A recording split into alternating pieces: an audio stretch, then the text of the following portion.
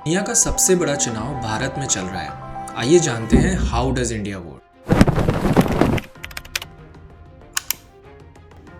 भारत के इलेक्शंस को पूरा होने में 1 महीने से ज़्यादा का समय लगता है।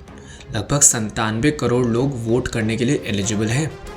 अमेरिका, यूरोपियन यूनियन, रशिया की कंबाइंड पॉपुलेशन से ज़्यादा।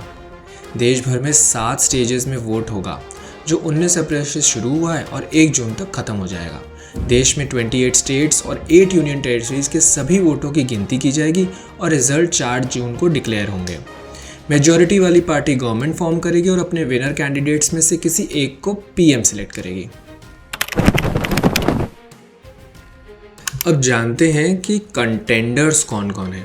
मोदी और उनकी बीजेपी बहुत पॉपुलर बनी हुई है और उन्हें पावर में आने की काफ़ी उम्मीद भी है। 73 इयर्स के नरेंद्र मोदी पहली बार 2014 में भारी मेजॉरिटी से पीएम बने और उन्होंने 2019 में आसानी से दूसरा टर्म हासिल कर लिया।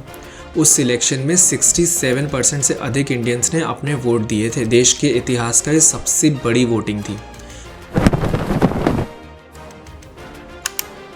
बीजेपी के लिए मेन चैलेंजर्स हैं वैसे इंडियन नेशनल कांग्रेस, जिसने इंडिपेंडेंस के बाद 77 इयर्स तक देश को गवर्न किया, लेकिन अब मोदी की एक और जीत को रोकने के प्रयास में है।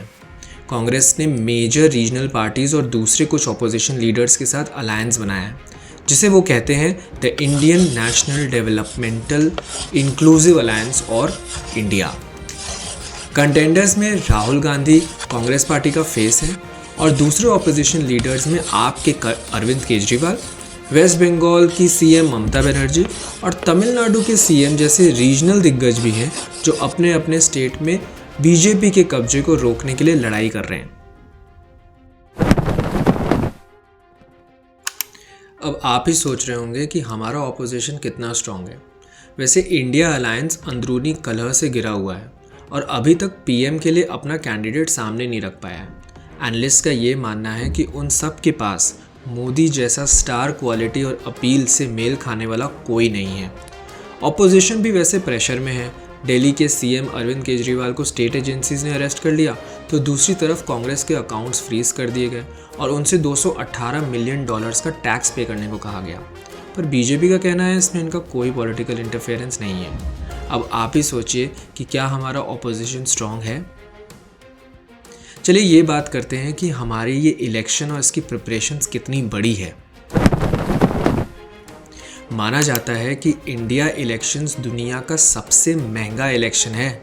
यहाँ तक कि यूएस प्रेसिडेंशियल इलेक्शंस को भी पीछे छोड़ देता है। 2019 में $8.6 बिलियन का खर्च हुआ था इलेक्शंस में। इस वर्ष ये एक्सपेंस इससे ज़्यादा होने की उम्मीद है। 2019 में 8,000 से ज़्यादा कैंडिडेट्स ने चुनाव लड़ा था। इस साल कैंडिडेट्स की अनाउंसमेंट अभी भी की जा रही है, लेकिन 2700 से अधिक पार्टियां लोकसभा में सीटों के लिए कम्पीट करेंगी इस साल। Well, from the high peaks of the Himalayas to the remote forest of India's central states, 10 lakh से ज़्यादा पोलिंग स्टेशंस पर वोट इलेक्ट्रॉनिकली डाले जाते हैं। हर भारतीय वोटर तक पहुंचने के लिए लगभग 1.5 करोड़ इलेक्शन वर्कर्स तैनात किए जाएंगे, जो कि via road, boat, camel, train और हेलीकॉप्टर के माध्यम से ट्रैवल करेंगे। 15,000 फीट की ऊंचाई पर चाइना और हिमाचल प्रदेश के बॉर्डर का एक गांव ताशगंज दुनिया का सबसे ऊंचा पोलिंग स्टेशन सेटअप किया गया है वहाँ पे, जिससे कि वहाँ के लोग गवर्नमेंट इलेक्शंस में वोट कर सकें। आपके तो घर से कुछ दूरी पे ही पोलिंग स्टेशन होगा, तो इस बार वोट करिए, सही चुनिए और ज़रूर चुनिए। Thank you and have a great day.